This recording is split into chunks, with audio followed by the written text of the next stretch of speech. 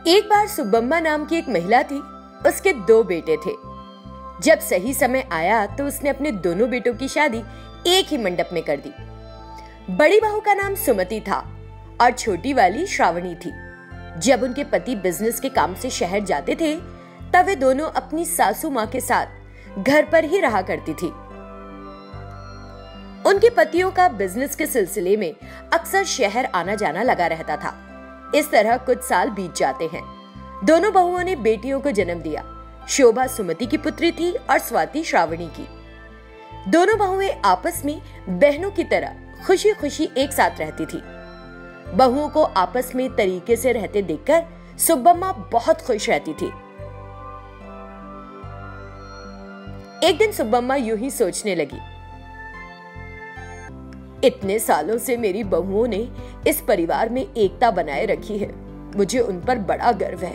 काश वे दोनों हमेशा ऐसे ही साथ रहें। एक दिन सुमति और श्रावणी रसोई में खाना बना रही थी।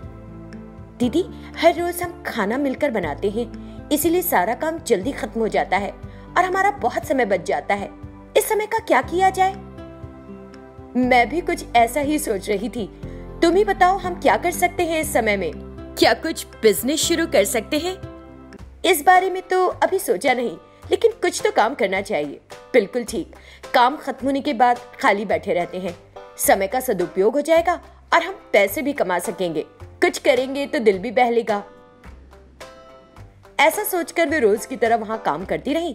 और कुछ दिनों बाद, श्रावणी, चलो बाजार चलते हैं, जल्दी वापस आ जाएंगे, नहीं तो अंधेरा हो जाएगा। दीदी, मैं तैयार हूँ, बस आ रही हूँ। दोनों बहुएं घर से बाजार के लिए निकल जाती हैं। बाजार से सामान खरीदकर घर लौटने लगती हैं कि रास्ते में श्रावणी को भूख लगने लगती है। दीदी, मुझे बहुत भूख लगी है और कुछ खाने की इच्छा हो रही है, बहुत ज्यादा। यहाँ से कुछ ही दूरी पर एक फास्ट फूड सेंटर है, चलो वहां चलते हैं और कुछ खा लेते हैं। वहां पहुंचने के बाद वे देखती हैं कि वहां बहुत भीड़ है। खाने के लिए लंबी लाइन लगी थी। हे भगवान, यहाँ क्या हो रहा है? मुझे लगता है कि लोगों ने इन दिनों घर का खाना तो बंद ही कर दिया है, केवल नूडल्स ही खाना शुरू कर दिया है। यहाँ बहुत से लोग पहले से इंतजार कर रहे हैं। हमारा नंबर आने में तो बहुत देर लग जाएगी ना? हाँ, लेकिन दीदी, नूडल्स को देख के मेरे मुंह में तो बहुत पानी आ रहा है। अगर ऐसा है तो हम नूडल्स बनाने का सामान खरीद लेते हैं और YouTube पर देखकर इसको बनाना सीख लेंगे। बच्चे भी स्कूल से लौट रहे होंगे, सब मिलकर मजे से खाएंगे। हाँ, ऐसा कर सकते हैं दीदी। वे नूडल्स बनाने के लिए सभी जरूरी सामान खरीद लेती हैं। घर आकर श्रावणी सारी सब्जियों को काटकर तैयार करती है और सुमति नूडल्स बनाना शुरू कर देती है। थोड़ी देर में स्वादिष्ट नूडल्स बनकर तैयार हो जाते हैं। अब मैं और इंतजार नहीं कर सकती, मुझे खाना है जल्दी। जल्दी हर कोई नूडल्स खाने के लिए तैयार हो गया और सबसे पहले श्रावणी ने इसका स्वाद चखा। दीदी, ये तो जबरदस्त बने हैं, बहुत अच्छे।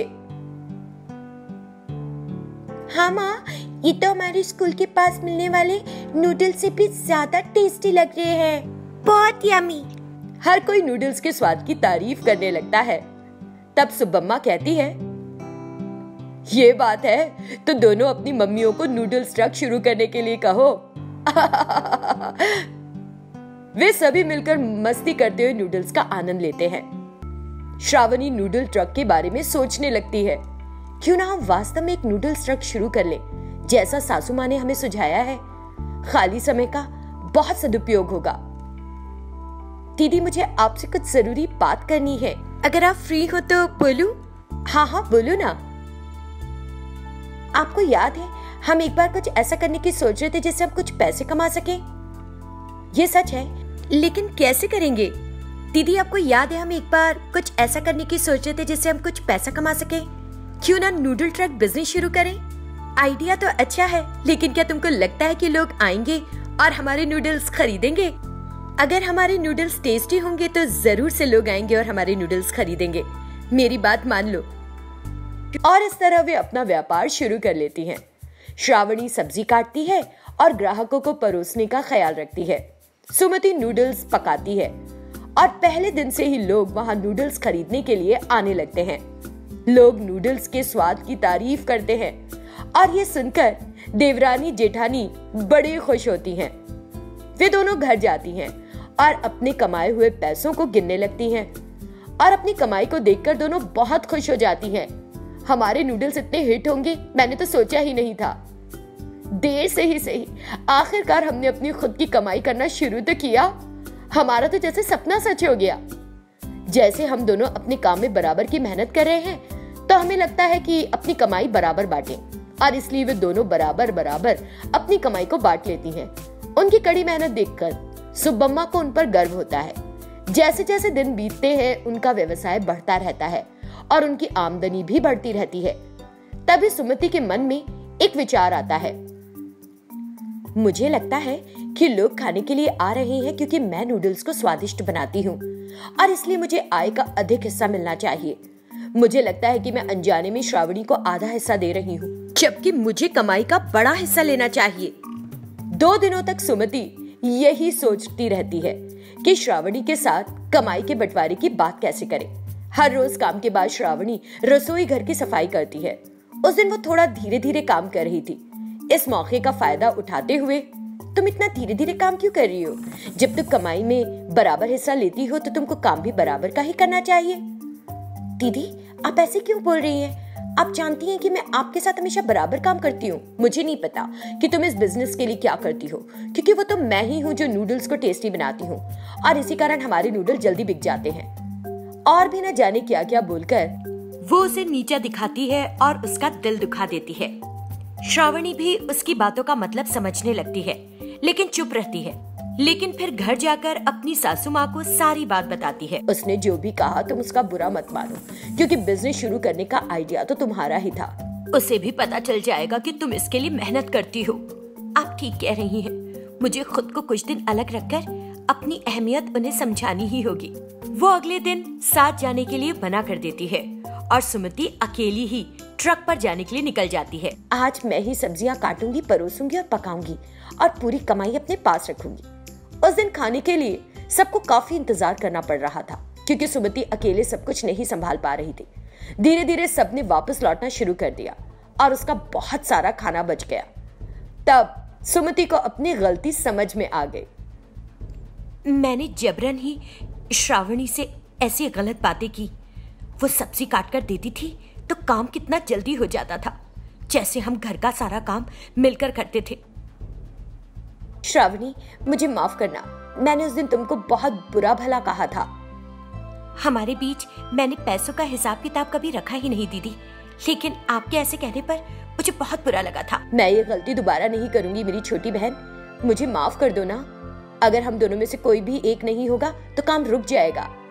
और फिर से वो अपनी बहन से माफी मांगती है और उन दोनों में सुलह हो जाती है। एक बार फिर उनका बिजनेस फर्राटे से चल पड़ता है।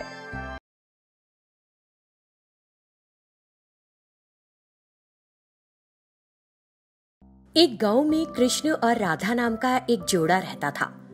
वो बहुत अमीर थे। उनकी इकलौती बेटी थी जिसका नाम था सौम्या। जब सौम्या 13 वर्ष की ही थी, एक दिन राधा की एक दुर्घटना में मृत्यु हो गई। पूरे घर में खामोशी का साया छा गया। सौम्या ये सब कुछ सहन नहीं कर पा रही थी और रोती रहती थी, लेकिन धीरे धीरे उसे इसकी आदत हो गई। वो अपना सब काम खुद ही करने लगी। इस तरह कुछ समय बीत गया। एक दिन कृष्ण सड़क पर जा रहा था कि तभी एक लड़की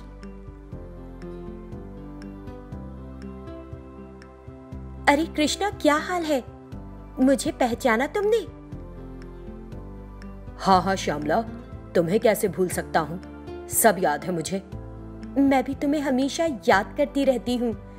मुझे पता चला कि तुम्हारी पत्नी की मृत्यु हो गई। क्या ये सच है कृष्णा?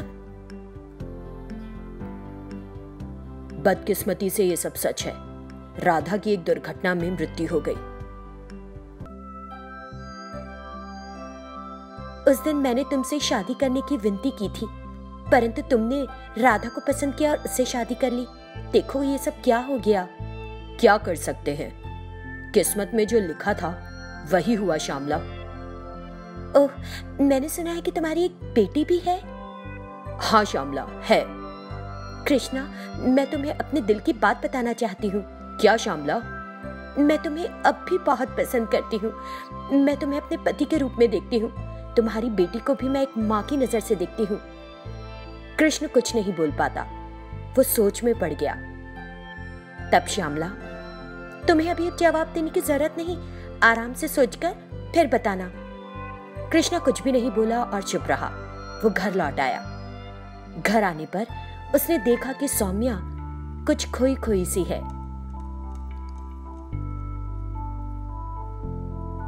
क्या हुआ मेरी परी? तुम क्या सोच रही हो ऐसे बैठकर? कुछ नहीं पापा, मुझे माँ की बहुत याद आती है। मुझे ये घर अकेले खाने को दौड़ता है, बुरा लगता है बहुत मुझे। हम क्या कर सकते हैं बेटा, भगवान ने उसे हमसे बेवक्त छीन लिया। क्या करें, अकेले ही गुजारनी होगी जिंदगी। पापा, क्या मैं आपसे एक बात पूछूं? पूछो बिटिया रानी, चिंता मत करो, दिल खोल कर कहो। पापा, आप दूसरी शादी कर लो ना। मैं कर सकता हूँ, लेकिन ये सोचकर कि वो औरत तुम्हारी कैसे देखभाल करेगी, मुझे चिंता होने लगती है। पापा, आप एक अच्छी औरत से शादी कर लो। नई माँ के आ जाने से हम दोनों का अकेलापन दूर हो जाएगा। सौम्या की बात मानकर कृष्ण ने शादी करने का फैसला किया। सौम्या की खातिर कृष्णा ने श्यामला से शादी कर ली। श्यामला जिस दिन से घर आई, उसने कृष्णा और सौम्या से बहुत प्यार जताया। श्यामला अब सौम्या का सारा काम करने लगी थी। श्यामला के व्यवहार से सौम्या बहुत खुश थी। माँ, आपके आ जाने से घर में रौनक आ गई। इस घर में कोई मुस्कुराता नहीं था। थैंक यू सो मच माँ, थैंक यू सो मच। अरे बिटिया, ये अब मेरा भी तो घर है। तुम्हारा और कृष्णा का ख्याल रखना मेरा फर्ज है। उनकी बातचीत सुनकर कृष्ण बहुत प्रसन्न होता है। ऐसे ही हंसी खुशी कुछ दिन बीत गए। एक दिन सौम्या स्कूल गई और कृष्णा काम से बाहर गया। श्यामला सोफे पर बैठी थी। इसी बीच उसका फोन बजा। श्यामला ने फोन उठाया। अरे भैया, आप कैसे हैं? कितने दिन हो गए आपसे बात किए हुए। मैं अच्छा हूँ, लेकिन तुमने जो किया वो अच्छा नहीं लगा मुझे। मैंने क्या किया? तुमने उस कृष्णा से शादी कर ली। अरे भैया, मैं कोई उसे प्यार व्यार थोड़े ही करती हूँ। बस मेरे पास उसे शादी करने के सिवा और कोई रास्ता नहीं था। फिर? एक बार उसकी संपत्ति तो देखो। मैंने एक योजना बनाई है कृष्णा की सारी संपत्ति उससे लेने की। जल्द ही बड़ी मछली और छोटी मछली को मैं इस दुनिया से विदा कर दूंगी। फिर मैं सारी संपत्ति की अकेले मालकिन हो जाऊंगी। हे भगवान, तुम तो बहुत खतरनाक हो। मैं पहले से ही सोच रहा था कि तुमने कुछ ना कुछ तो प्लान किया ही होगा। हाँ ठीक है, अगर मुझे कुछ चाहिए होगा तो मैं फोन करूंगी। इस तरह वो कॉल को काट देती है। थोड़ी देर बाद कृष्णा घर आता है। उसके आते ही वो नकली प्यार दिखाने लगती है और एक ग्लास पानी लेकर उसके पास आती है। हाय, कितनी गर्मी है बाहर, ये लो ठंडा पानी पी लो। कृष्णा उसकी मीठी बातों के पीछे उसके इरादे नहीं भाप पाता। श्यामला, मैं सच में बहुत भाग्यशाली हूँ। मैंने कभी नहीं सोचा था कि तुम मेरे जीवन में इस तरह वापस आओगी। कृष्णा, असल में भगवान ने मुझे तुम्हारे लिए ही पैदा किया है। श्यामला कृष्णा और सौम्या से ऐसे ही फरेब करती रहती है। घर में किसी को भी शक नहीं होता। श्यामला बाप बेटी को मारने के लिए सही समय का इंतजार कर रही थी। इस कृष्ण को कैसे मारा जाए ताकि किसी को मुझ पर शक भी ना हो और मेरा काम भी बन जाए। जब वो इसके बारे में सोच रही थी, अचानक उसे एक ख्याल आया। मैं इन सीढ़ियों पर तेल डाल दूंगी। कृष्णा आएगा और उस पर फिसल जाएगा, जिससे उसके सिर पर चोट लगेगी और वो मर जाएगा। अगली सुबह उसने कृष्ण के जागने से पहले जाकर सीढ़ियों पर तेल डाल दिया। इसी बीच सौम्या अपने पिता के पास गई। उसने तेल पर कदम रखा और फिसलकर नीचे गिर गई। वो चिल्लाई, पापा पापा। ये सुनकर कृष्ण वहां भागा आया। पापा, आगे मत आओ, यहाँ तेल है, फिसल जाओगे, नीचे गिर जाओगे, मत आओ यहाँ। कृष्णा वहीं रुक गया। इस बीच श्यामला वहां आई और ऐसे नाटक करने लगी मानो वो कुछ जानती नहीं। ओह, कैसे गिर गई सौम्या? यहाँ पर तेल किसने डाला? तुम ठीक तो हो ना? हाँ बेटा, बोलो, ठीक हो ना? हाँ, मैं ठीक हूँ पापा। इस तरह वो उठी और वहां से चली गई। श्यामला, सब साफ कर दो अगर मुझ में या तुम में से कोई फिसल जाता तो? हे भगवान, ये बेवकूफ लड़की कहां से आ गई? मेरी सारी चाल बेकार गई। सौम्या कमरे में गई और सोचने लगी, ये तेल कहां से आ गया एकदम से? माँ फोन पर चोरी चोरी किससे बात करती रहती है? कुछ तो गड़बड़ है। इस तरह उसे कई शंकाएं हुई। 4 दिन बीत गए। रोज की तरह सौम्या स्कूल जाने लगी। कृष्ण काम से बाहर चला गया। ओफो, मैं अपनी होमवर्क नोटबुक तो घर पर ही भूल गई। जाकर ले आती हूँ, वरना स्कूल में मैडम गुस्सा होंगी। जैसे ही सौम्या घर के अंदर आ रही थी, श्यामला सोफे पर बैठी किसी से बात कर रही थी। काम अभी खत्म नहीं हुआ। कल मैं चूक गई, पर अब की बार ऐसा प्लान बनाऊंगी कि बाप बेटी दोनों का काम तमाम हो जाएगा। उसके बाद सब कुछ मेरा। ये सब सुनकर सौम्या को सदमा लगा। ये सब दिखावा श्यामला सिर्फ पैसे के लिए कर रही है। वो तुरंत अपने पिता के पास गई।